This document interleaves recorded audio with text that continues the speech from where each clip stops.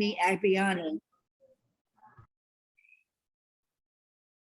Amy is a civil rights pioneer who built a career and a reputation fighting against the barriers holding back immigrants, gays, and other underrepresented groups. Her activist roots date back to Vietnam War protests in the 60s at UH.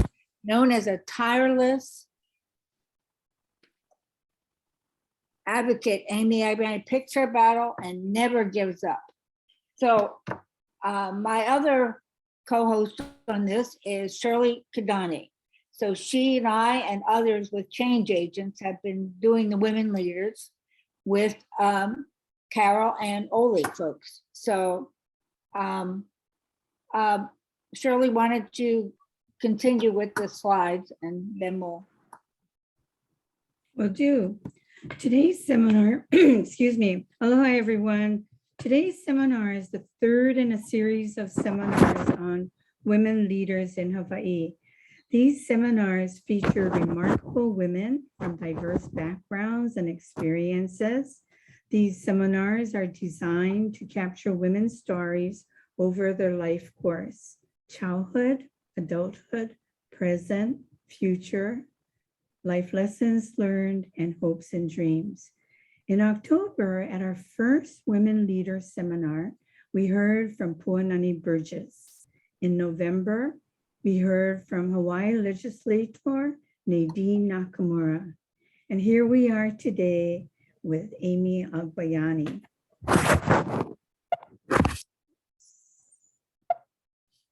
Okay, I need to. The format for today is shown here. I'll provide quick background. The process we're taking today is interview style approach, where Dolores will be asking questions of Amy, and Amy will have questions and answers.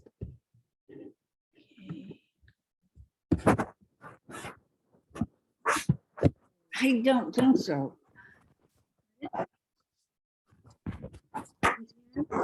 Shirley, I'll read this.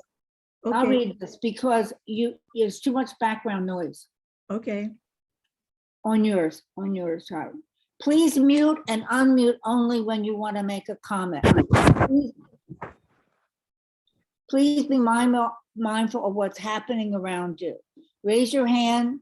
Please face the webcam, not your screen. If we are not responding, please send us a chat message. We encourage everyone's participation.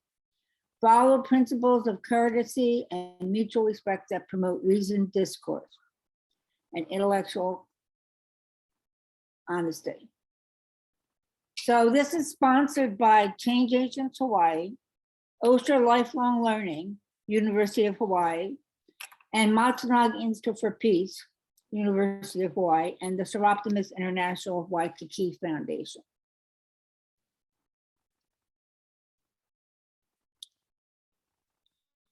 Okay, so we're gonna close the slides. And so just let you know, please mute yourself now. And then when we get to questions, we can unmute people as they come on. But this is really exciting to interview Amy. Amy, do you want to say a couple words before I jump in with my questions? No? Okay. So the idea of the format of this is questions that ask questions about childhood, adult, present, future. We want people to share their life lessons and hopes and legacies. So it's not going to be a surprise to Amy because we've gone over all the questions, but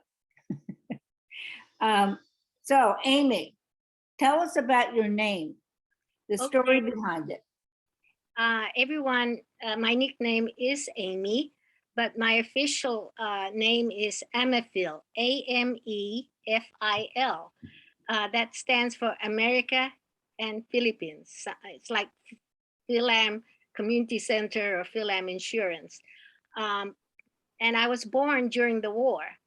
And some people ask me which war, but actually it was World War II. I was born in Manila um, when the Philippines and the United States were at war with Japan and others. And I have been asked before if I knew who MFil was. It's usually Mr. MFil Agbayani. And I say, yes, I do, and very nice person. So my official name is MFil, but actually I've been known for a long time as Manang Amy. Manang meaning older sister. Okay, so why don't you go on to tell us about where you grew up? Well, it's really interesting. Well, I was born in Manila, but I became a first grader in Sydney and graduated and left Sydney as a 10th grader, basically. My parents and my entire family, my two sisters and my brother and I went to Sydney because my father was a diplomat with the first cohort of Filipinos after the Philippines gained independence. And so for a while, I had a very strong Australian accent.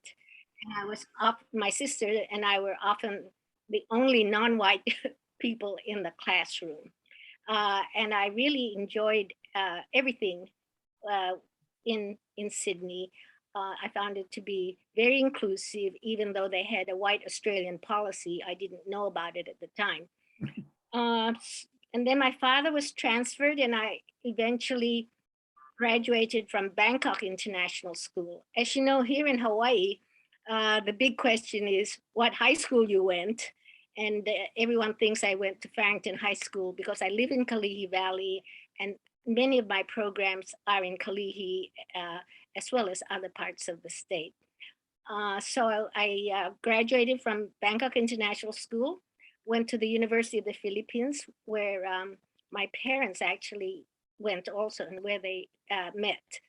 And it is the best, I think, university in the Philippines. And so my father wanted me to be a lawyer, and so I thought political science was connected to law, and that was the plan.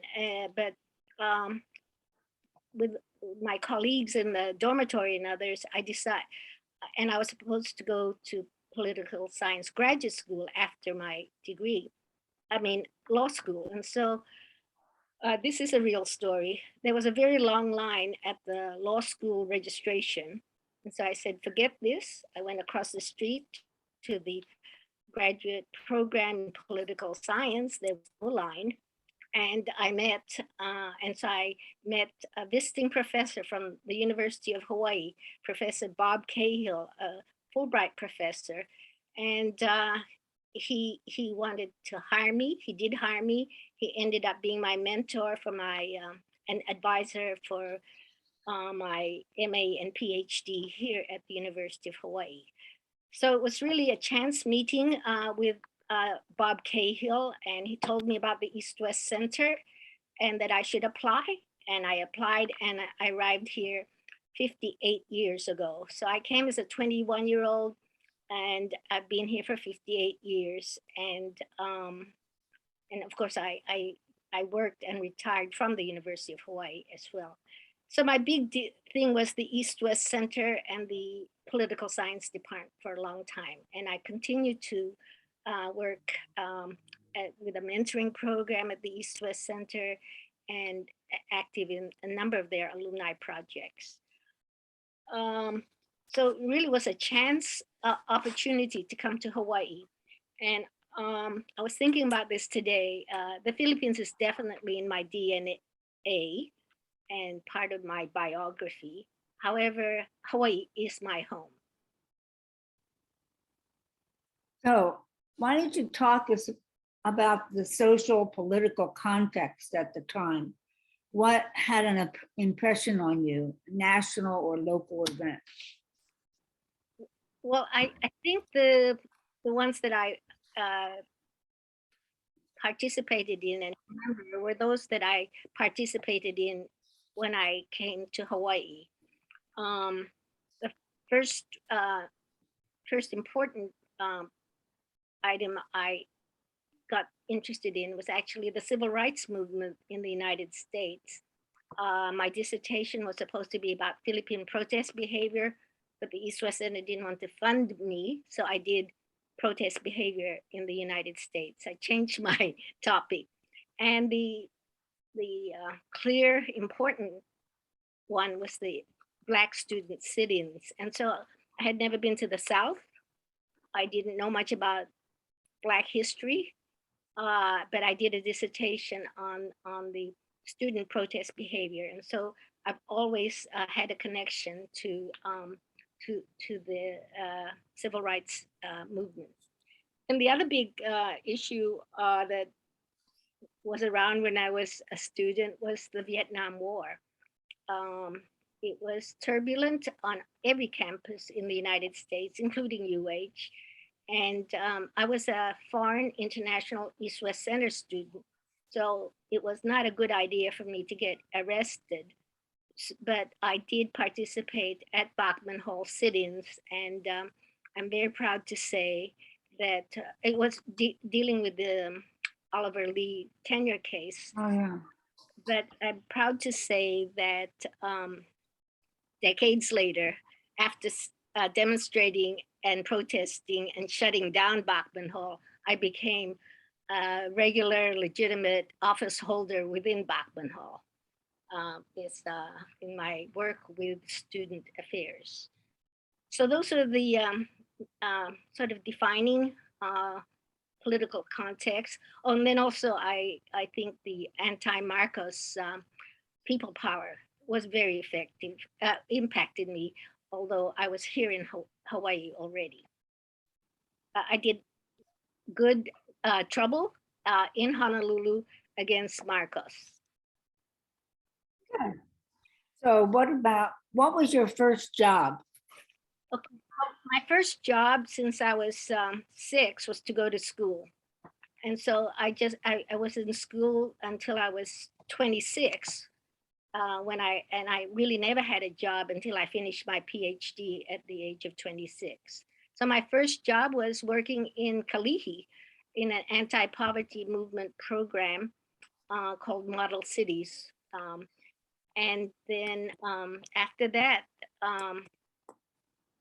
a group of us figured out that we had to do something because there were at that time a large number of new immigrants from the Philippines coming to Hawaii after the history of immigration to Hawaii started in 1906, and then very little, and then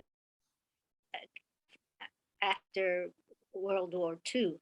So, but 1965, there was a major change in the immigration law, which allowed for family reunification. And so a lot of these plantation workers brought in their families or got married and had families here in Hawaii. And suddenly DOE had thousands of non-English speaking immigrant children, and a group of us at the university, uh, faculty and staff, Filipino and non-Filipino, said, let's do something. And so we started a program called Operation Manong, Manong being older brother.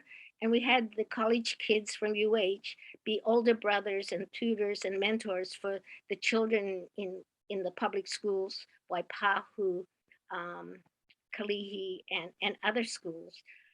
We started off just helping Filipino immigrants because that's who we were. However, the day after we got there, we noticed there were other immigrants from other countries, and we expanded to work with other non-native English speakers who were being bullied and not getting a good education. And then the program expanded. We ended up working with non-immigrants. We were working with underrepresented ethnic minorities. We also worked with underrepresented groups such as Native Hawaiians. And then we ended up working with groups who needed services and were not treated well or were traditionally excluded from higher education. So the program started in 1972, and so this will be our 50th year. it has transformed its name, but not its mission really. And the current name of the larger group that I ended up being the director of is called SEED, Student Equity, Excellence, and Diversity. And it's a great name. I'm very good at acronyms, I think. And what I say to everyone is you really can't have uh, excellence without also addressing the other issues of equity and diversity and inclusion. So SEED is continues and has expanded, and I'm very proud of the fact that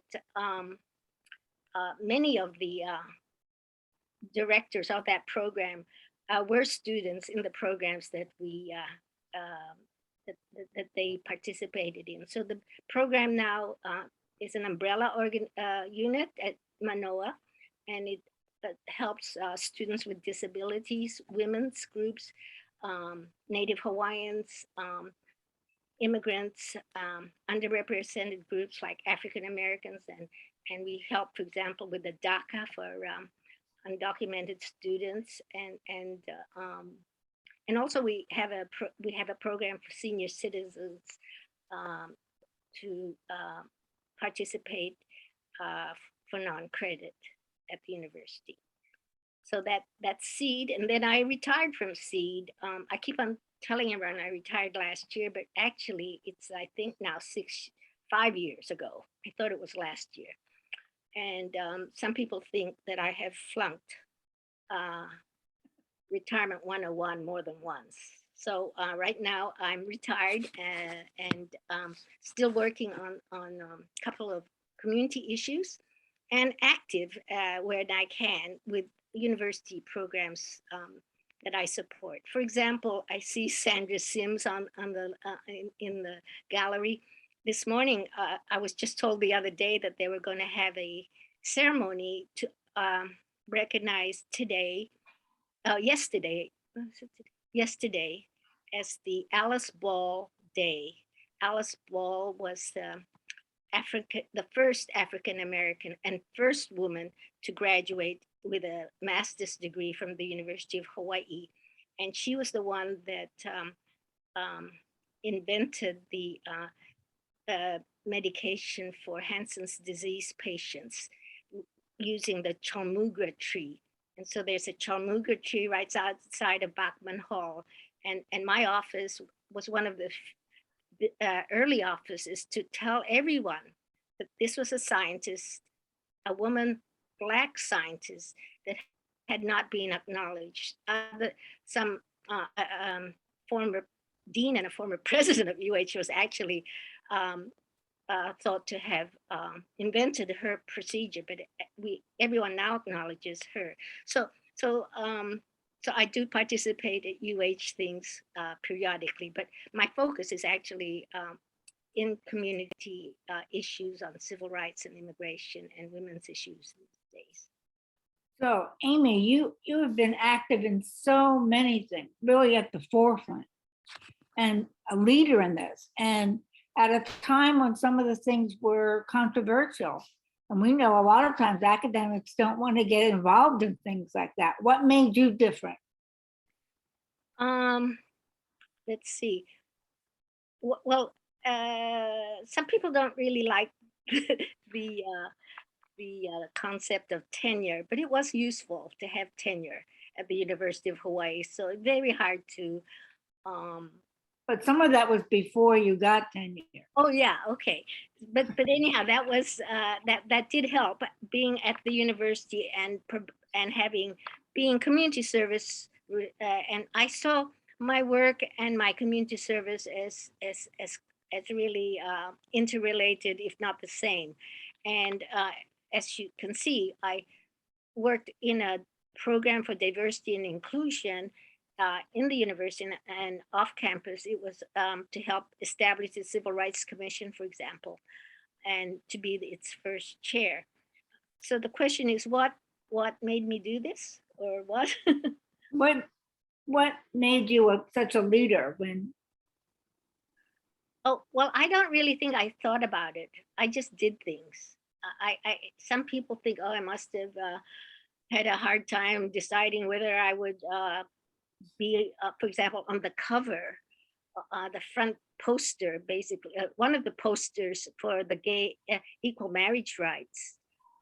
First of all, I happen not to be gay, and 99% of the Filipino community was anti gay equal rights for the GLBT community. And it wasn't a popular thing to do. And everyone said, well, why did you do that? I said, duh, it's unfair. So I sort of jump into issues. I don't really think too much about it. And I tried to, by the way, I've lost many issues, lost on many issues, and some of my issues and causes didn't work out. But by and large, I found out that there were people who were treated unfairly, and there were people who wanted to join. I could join with and do something about it. So I like winning, but I know how to lose. So why don't you talk about your gifts and strengths? And you have many gifts and many talents. How do you use them? Well, I think one of the things I'm good at is picking my battles. I don't do everything. You know, as I said, I don't like losing a lot, but I'm willing to. So I try to be pragmatic and select programs. I try and get resources for them. One of the things I've done well is to advocate for more money. The budget is basically an ethical declaration of what's important. And, for example, at the university, I'd have to argue. They'd always try to cut my programs, by the way, to illustrate Operation Mano. One time there was a 1% cut at the university, 1% budget cut at the university. They cut my program 100%. They cut ethnic studies 100%, and they cut women's center 100. And I said to some hotshot, I said, not a good idea. Why don't you cut math or history? Nobody will complain from the community. You touch our programs, we have community support.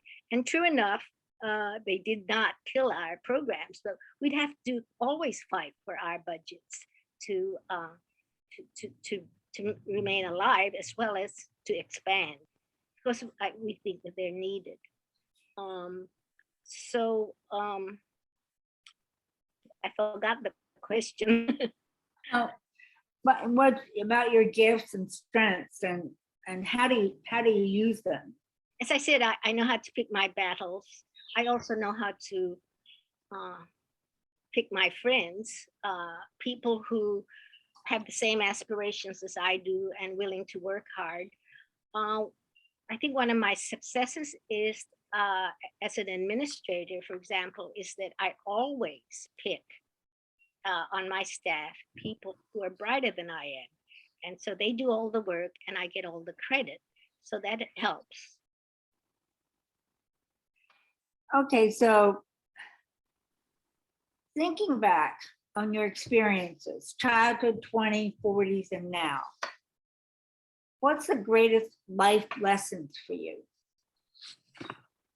I think a little bit of what I mentioned before is that I work on things that I feel are important, because there's something there that needs support. For example, I think inequity is a big deal. And so when I see individuals and groups being excluded or bullied or not treated fairly, I participate in that.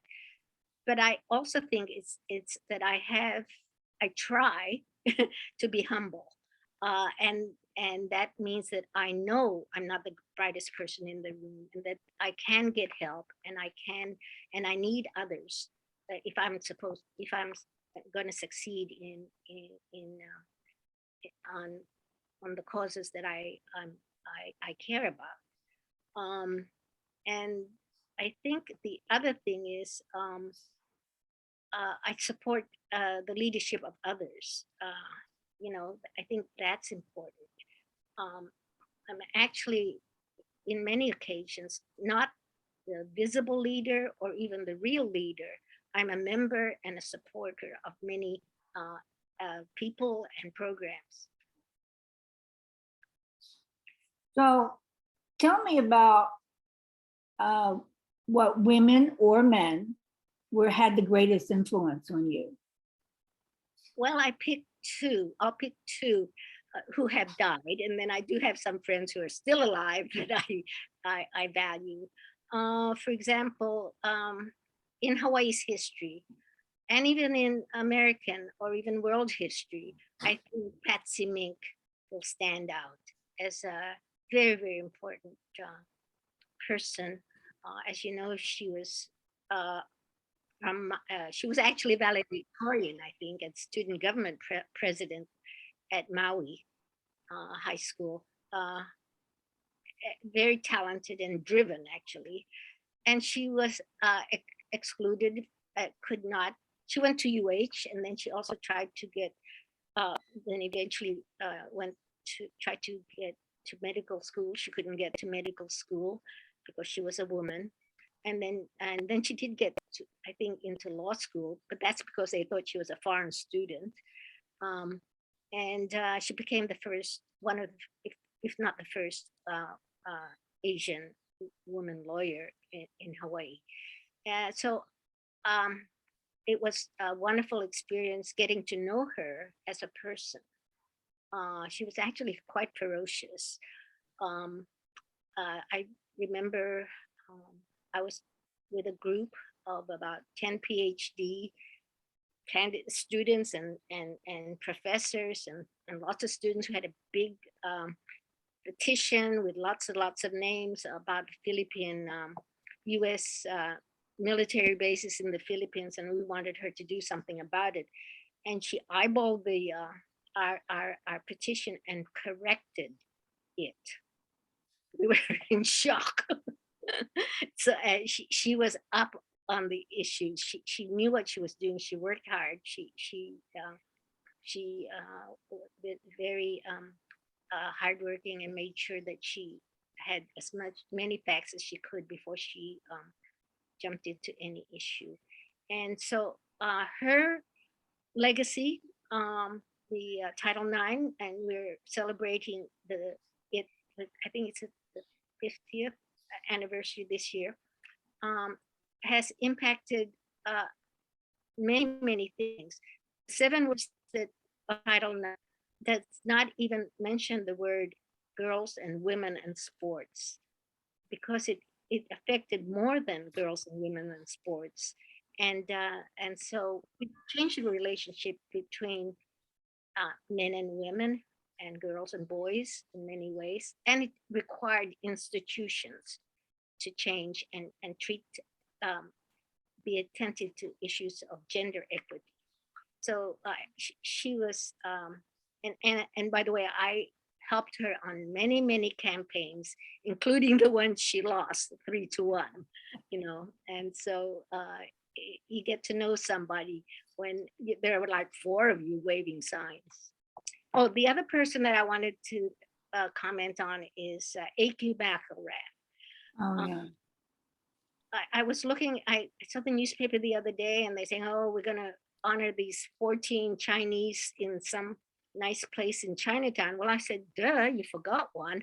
But anyhow, next time, I'm sure some of us will say you have to add A.Q. McElrath, child of Chinese immigrants. And she and her husband worked with ILWU to change Hawaii's history, and they were part of the organization of ILWU that really helped make Hawaii a more democratic community, as well as get the Democratic Party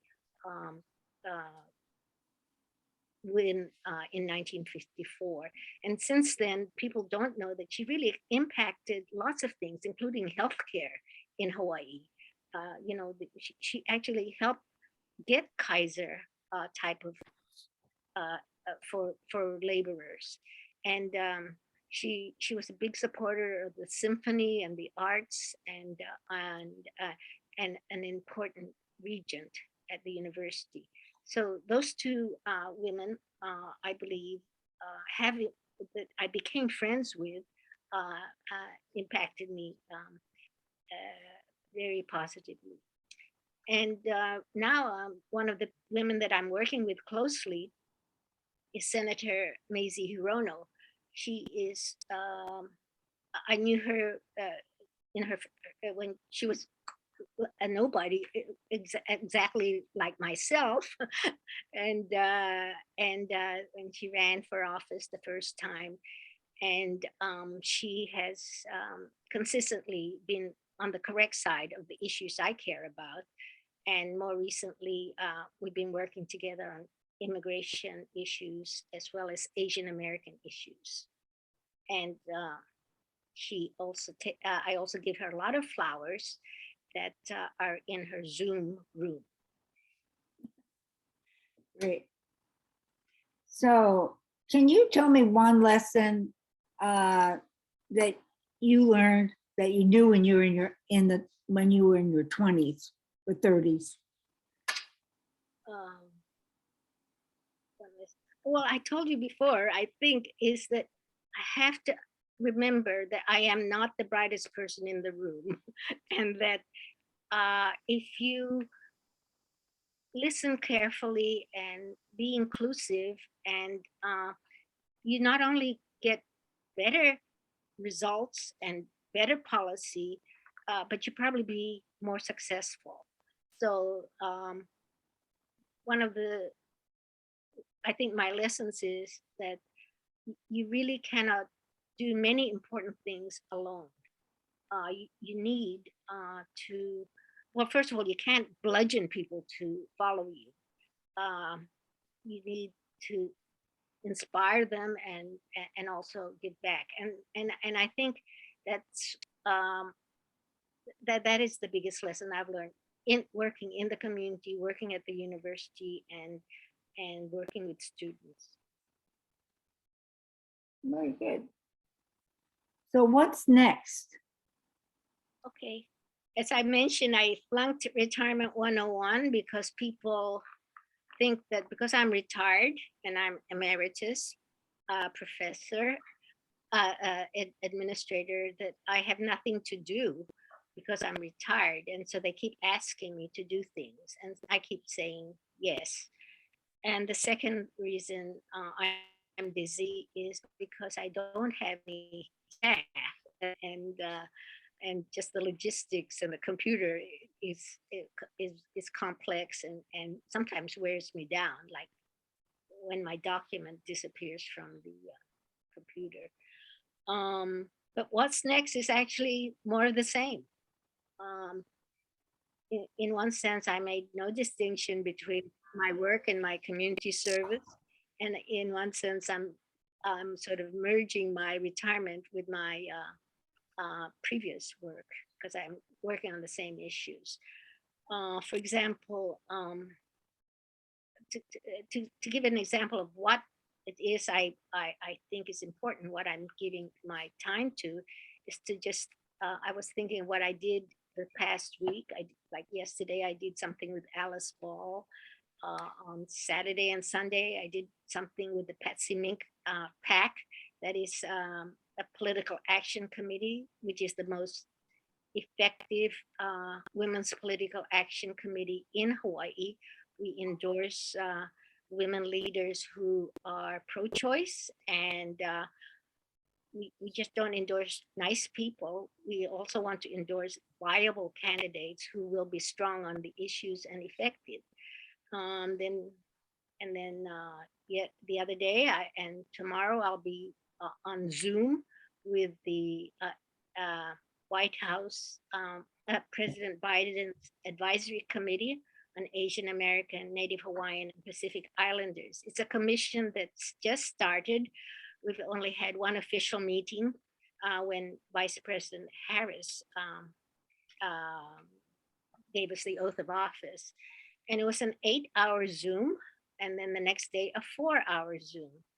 And I'm Wow. proud to say that I believe there were 4,000 applicants for these 23 non-paid positions. And so myself and my best friend, Daniel Day Kim, is on the committee. And he stayed for all those long Zooms. Let's see, the other thing I've been doing and will be doing is working very hard on immigration issues, particularly locally. We have 5 bills that are moving through the legislature that deal with getting more resources for the Office of Language Access, more resources for the Office of for Immigrant Resource Centers, and a bill for helping those who don't have proper documentation to get a state ID. Because it's not just immigrants or undocumented people or houseless people, but it also will help US born residents who don't have all their proper documentation available. And so we're doing that, and it's moving well. And then also the nonprofit that I'm spending my most time on and giving my personal money for, because they need it, is the Legal Clinic. It's only 3 years old. We've just hired our second lawyer to work to provide free legal assistance to low-income immigrants. So I'm just doing more of the same. So what do you think are the most pressing issues that aren't getting enough attention today in Hawaii? Well, I think sometimes we like to think that we are an island out in the Pacific and can go it alone, but clearly we're not. And one of the phrases I like is think global, but act local. And the headlines are alarming about Ukraine. The headlines are alarming about climate change. And, you know, we think somewhere else is going to happen. But then you look at even the local news, half the beach fell off somewhere in the North Shore, I think.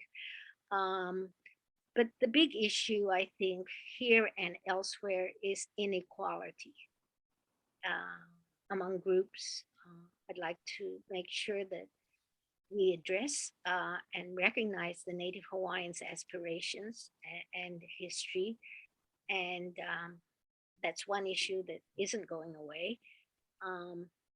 In my own way, I'd like to keep in my lane. I'm not a spokesperson for the Native Hawaiians, but I was with the group that came up with the foundational report called Ka'u, I think it was 1978, that had a blueprint for what the University of Hawaii should do for Native Hawaiians, including building the building.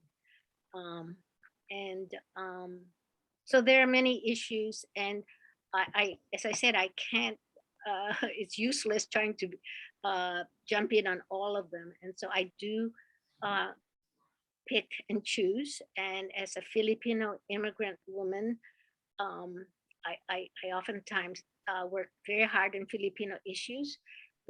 Every 4th person you bump into in the state of Hawaii is a Filipino ancestry, but they're underrepresented in nearly every important policy-making area, except for the legislature, where I think we're getting a lot more young Filipinos elected.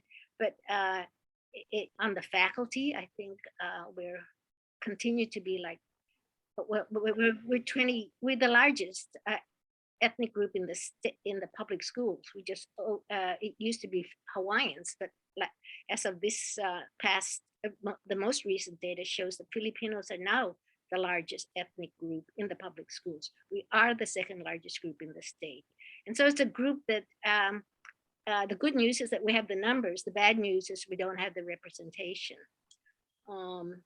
So and on women's issues, I work on women's issues. Uh, so mostly, I guess the top three issues that I'm working on are Filipino stuff, immigration, and women's issues. So, what are your hopes and dreams? Okay, well, I hope that we close the gap on between these groups in terms of um, housing, income, representation, for the groups that have been excluded. Um, I would hope that we each be kinder to each other, including me. I would like people to be kind to me, but I think I have to be kinder to them. So that I think that's important. Um, and and I think respect and so forth. But of course, I really have a hard time being respectful to certain political actors, um, whose initials are start end with T. But anyhow, so I do understand the polarization in America, and I guess I'm part of that because I really have difficulty um, accepting and supporting individuals and politicians and institutions that really go against some principles that Yeah. are important. Yeah, we've had some rough times lately with that. Yep. So, let's see. How would you like people to remember you? Okay, well, I thought that it would. I do have a bit of a legacy in that I have helped create some institutions that will live, I hope, much longer than myself.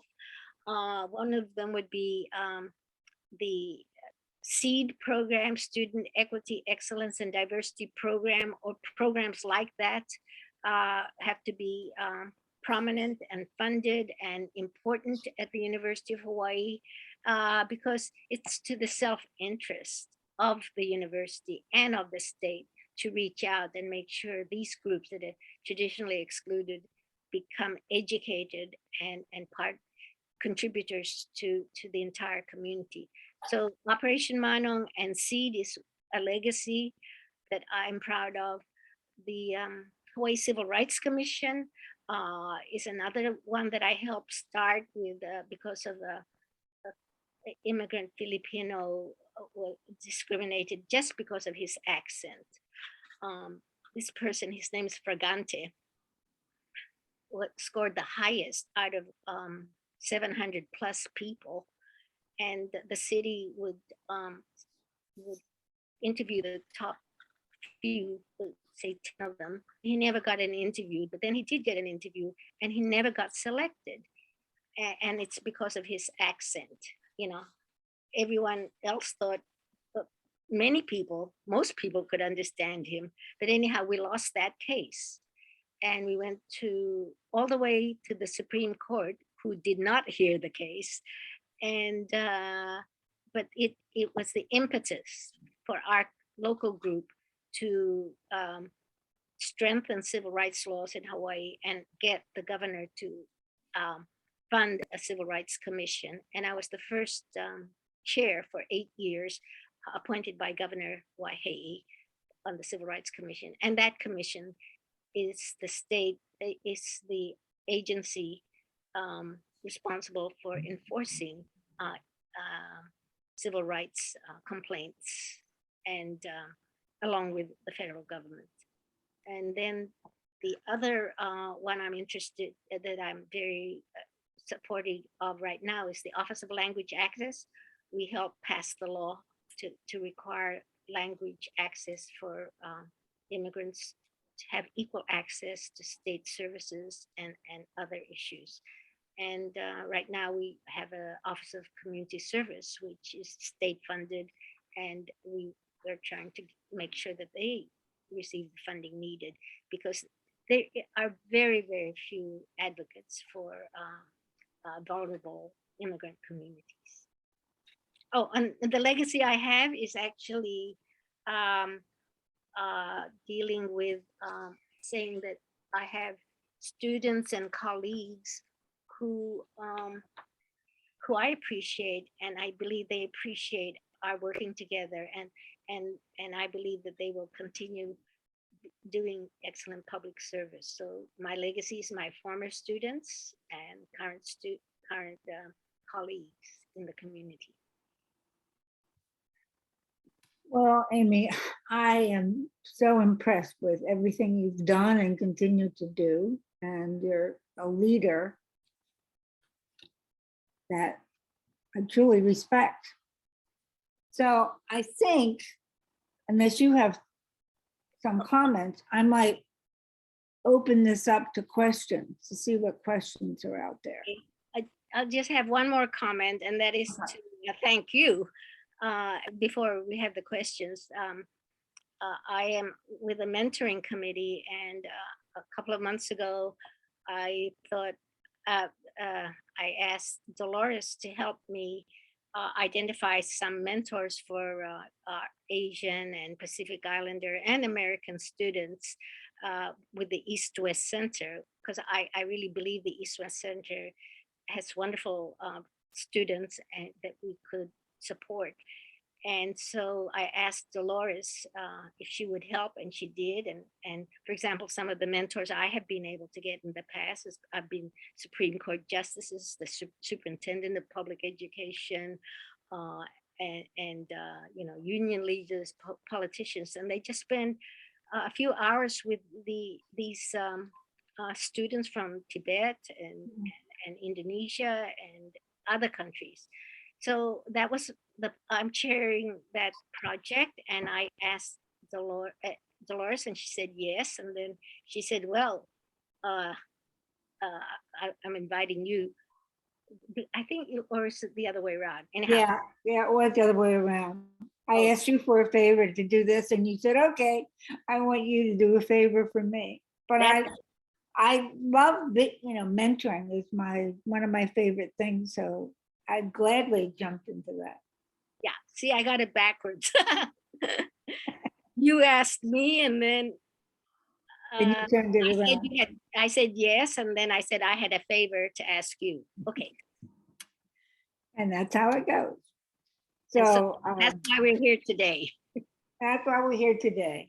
But it was, I mean, I had heard about you or read about you years ago, watched one of Leslie Wilcox's thing. And I thought, well, this is a leader we need to interview. And so I'm really glad you accepted with that too. So maybe what we'll do is, if people want to ask questions, there's a couple of opportunities. You can raise your hand, or you can put the question in chat. I know there must be questions out there. Okay, I can't figure out how to. Hi, this is Sandra. I can't figure out how to raise my hand. Oh, there it is. I was gonna raise my hand. I put it in chat too. But I'm one of those people that, you know, over the years, Amy's legacy to me is she's one of those people that you can't say no to. She's always asked to do, she always has some, she's like, you've heard that she's involved in so many different projects and community activities. And so she will always find a way to fit you in to do something. And when she comes to you, she comes at you with, I need you to do this. And you just kind of look at her and go, okay. That's been my history with Amy. She's one of the people I definitely admire, and I certainly will probably, as she said, flunk. I've also flunked Retirement 101. So yeah. Thank you, Amy, for all that you do. We are a better world because of you. Well, Sandra, seriously. I know that when you say ask me something, you say jump. I ask how high. example, for That's the true too. Mental Health Association lunches and other projects Yes, you you're do. involved with in the community. I'm so supportive of those, of your participation in those issues. So thank you too. So who There's else? a hand over there. There's a hand. I don't see the hand. Dennis. Dennis? Please unmute. Unmute, please. Dennis, oh, great. Yeah, when Amy spoke about model cities, it brought back a lot of memories because I served on the model cities board. But I believe that one of the gifts is to help people. As a senior citizen, I'm back in school at the university. And if you recall my name, Governor Abercrombie referred me to you because I had some problems with administratively, and you really took the time to help me out, of which I greatly appreciated. And really a big mahalo, and thank you for all that you do. Thank you. I'm glad you mentioned Governor Neil Abercrombie because I actually I talked to him just the other day, but I'm very close to Neil Abercrombie. Um, when they were slashing Operation Manong, I asked Neil Abercrombie to help, and he was just a freshman legislator. So he got on the phone and screamed at the dean of the College of Education, asking why is he cutting this program. Of course, the dean of the College of Education didn't even know he was cutting this program. I think he thought we were a vegetable or something, Operation Manong. He didn't know what it was. It was just, something that they cut. And so Neil and Governor Cayetano, who were freshmen at the time, really supported me and ethnic studies and women's studies to so that our budgets weren't killed. And it also politicized me. My claim to fame, and many have heard this, is I introduced Neil Abercrombie to his wife, Nancy, and I got them their first apartment. So thank you for reminding me that I don't really recall what issue you had, but I'm glad we resolved it. Yeah, thank you so much. Mahalo. Thank you. Okay, so let's see, I see a question here. How did you find mentors and role models that help you become a strong leader? A young ambitious Filipina has said that she sees very few Filipino leaders that she can connect with. She is an attorney and works as a deputy prosecutor for the county. Well, first of all, most of my mentors have been white males because they were the only ones. There were no Filipino women or even non-white women when I was going to graduate school. And I am often the only non-white female in a room, and frequently, definitely the only Filipino in many places. And so I've had to work in a multicultural setting and make sure that I could get help from everybody. And so I get mentors wherever they come from, although I do feel special responsibility and appreciation if the mentor sort of matches the student's background or the young professional's background. I think that, well, the little program we've done and some other people have it, it's like speed dating mentors, if you could only interact a little bit, you could probably personally connect, but they oftentimes are not even accessible, or you don't even know who they are. So I guess the thing to do is actually ask. A lot of people think that I'm probably obnoxious and rude or something because of my very strong position on some issues. And when they get to talk to me, they say, "Oh, you're not half bad. You're actually kind of okay. You're not obnoxious." And so I think sometimes we should try and take the first step and approach the person, the possible mentor, and you'll be surprised at how some of them will be very open and friendly and want to, and they benefit too. So a lot of people actually appreciate it, and they don't even know they're mentoring. So that would be the first thing is try. They may not even know they're mentoring, which is fine. But you need to approach them if no one else is available. So another question is, what advice do you have when approaching conversations about inequity, especially with those privileged enough to not see or experience it? Yeah, I, for example, have described myself and my two sisters who are on this call as privileged. I came from an intact family. My father, highly educated, foreign service, and my mother, a public school teacher. So it was always clear that I was going to go to college and do good stuff.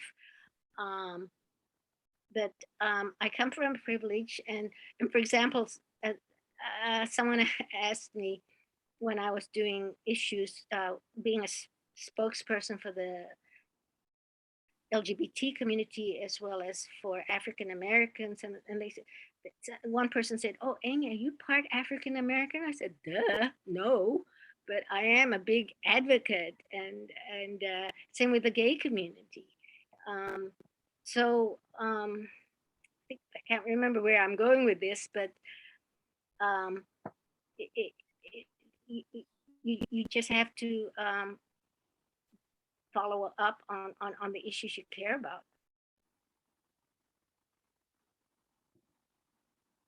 Yeah, I think sometimes it is difficult if people don't want to hear, but you got to keep trying. For example, Native Hawaiians, I have worked on multiple issues with Native Hawaiians. I helped get Native Hawaiian tuition waivers, and we helped get the building and everything for them. But I was never, ever seen very publicly as a leader for the community because it was not my place. So you have to also find a role for yourself.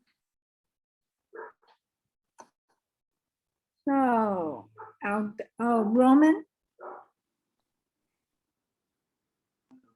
Hi, Hi, Amy. Roman. Very nice to see you. Nice to see you too. It's been so good working with you the last couple of years. It's just been, I like the comment you made about not bludgeoning people. And when people get to know you, I mean, gentle persuasion, or maybe even aggressive persuasion, but, not just hitting somebody over the head with an issue, doesn't work very much. But I had a question. Have you ever thought about the relationship between what's happening in the cancel culture movement and ethnic studies? I think this is sort of like a white backlash to the ethnic studies movement in a way. What's your opinion there? Definitely a backlash, and a lot of the it's also a backlash against President Obama. The fact that he became president is really annoying to a significant group of people, you know.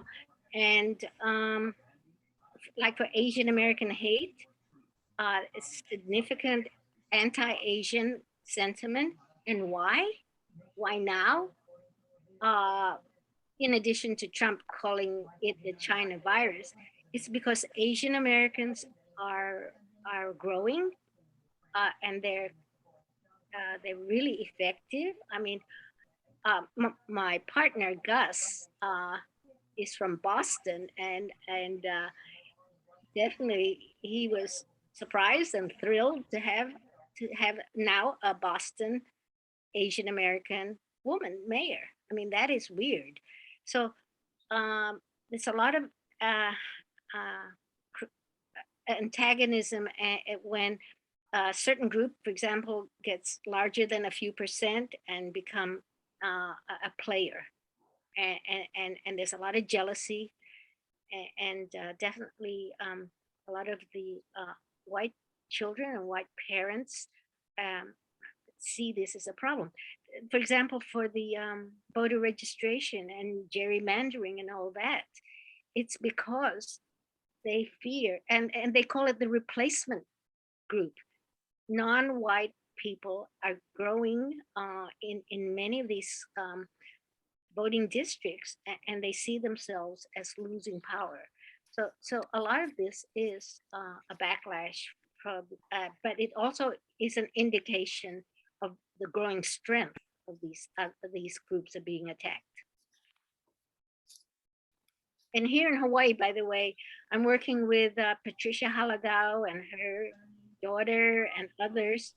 Her daughter asked the teacher, because she has to take a class next semester, that semester on Asian something or other, and it was China and Japan. And she said, duh, you know, how about the Philippines and other countries? And also, how come we don't have any ethnic history, any Filipino American Hawaii history? And so there's now a group with Waipahu, Eva, and Kalihi student leaders that are pushing for at least a class, a social studies class on Filipinos in Hawaii. We've been here for over 115 years. We are 26% of the population. We are one of the largest groups in the travel industry, and with the largest in the agriculture industry and healthcare. You know, and there's nothing there in the textbooks other than they did chop up pineapple and sugar.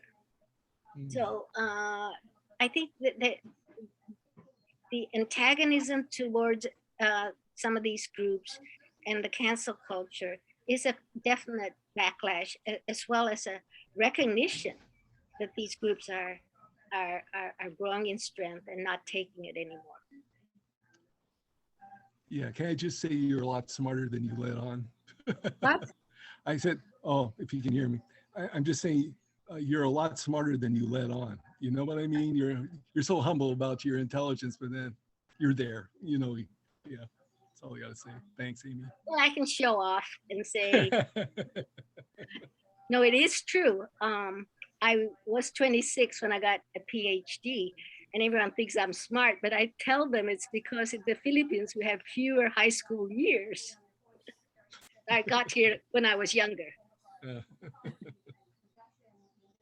Thank you. Oh, I'm looking for other questions or comments. Anyone out there?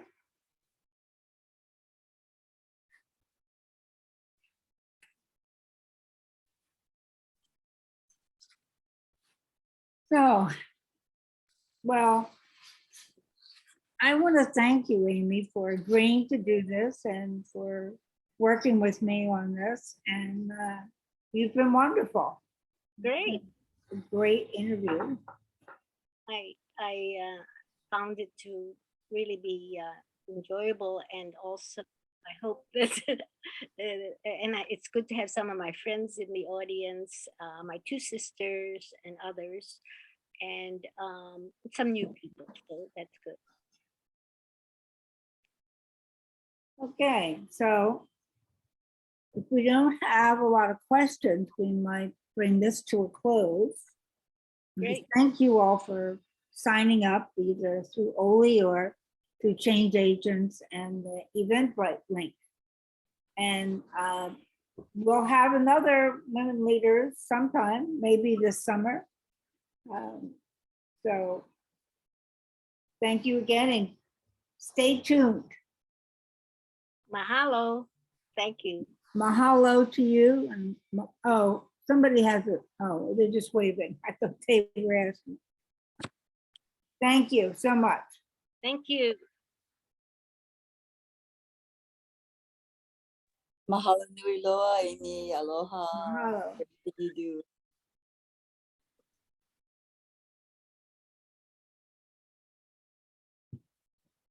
A lot of thank yous in the chat to you as well. Okay, I'll look at that.